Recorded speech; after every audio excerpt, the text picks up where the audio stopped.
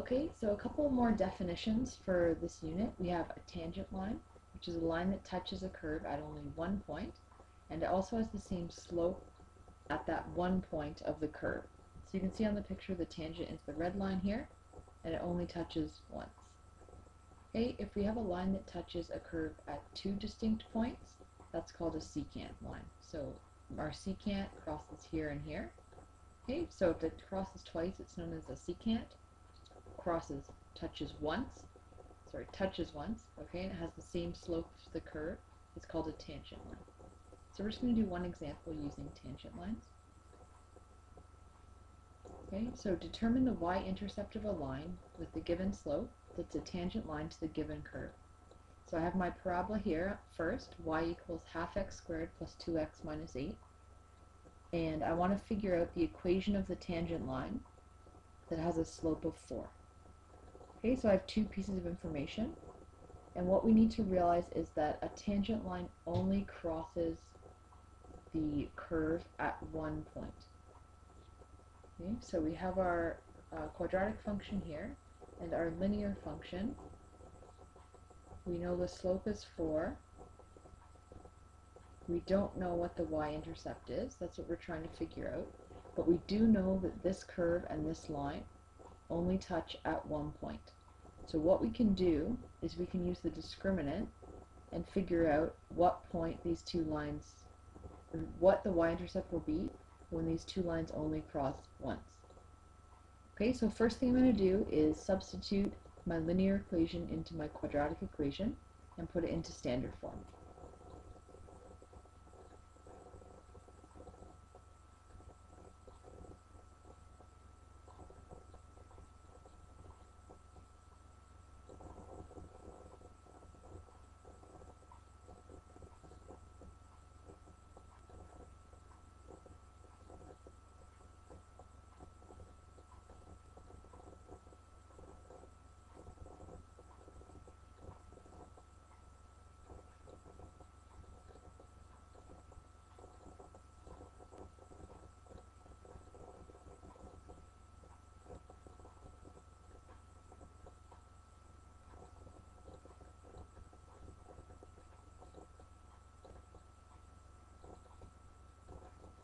Okay, so here's my equation in standard form, and my c term is minus 8 minus b, because I don't know what b is.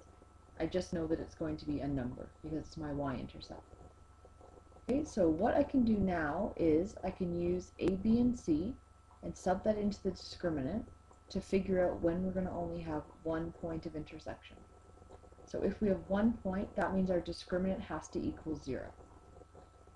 So what I want to do is I want to figure out what number we can sub in for the y-intercept so that my discriminant equals to 0. Okay, so I'm going to substitute in a, b, and c. So we have a half for a, negative 2 for b, and my c value is minus 8 minus b. Okay, so I'm just going to sub all of that in.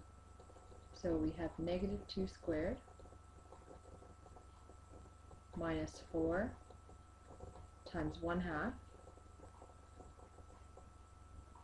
times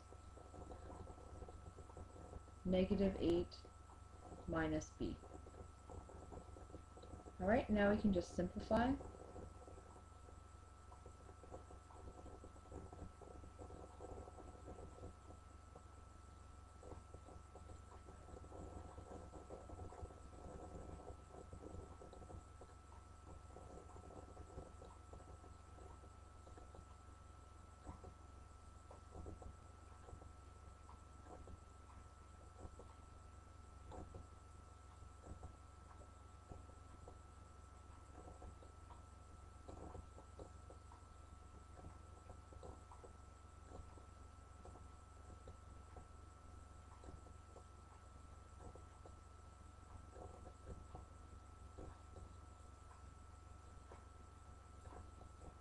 So in order to have only one point of intersection, my y-intercept for the line has to be negative 10.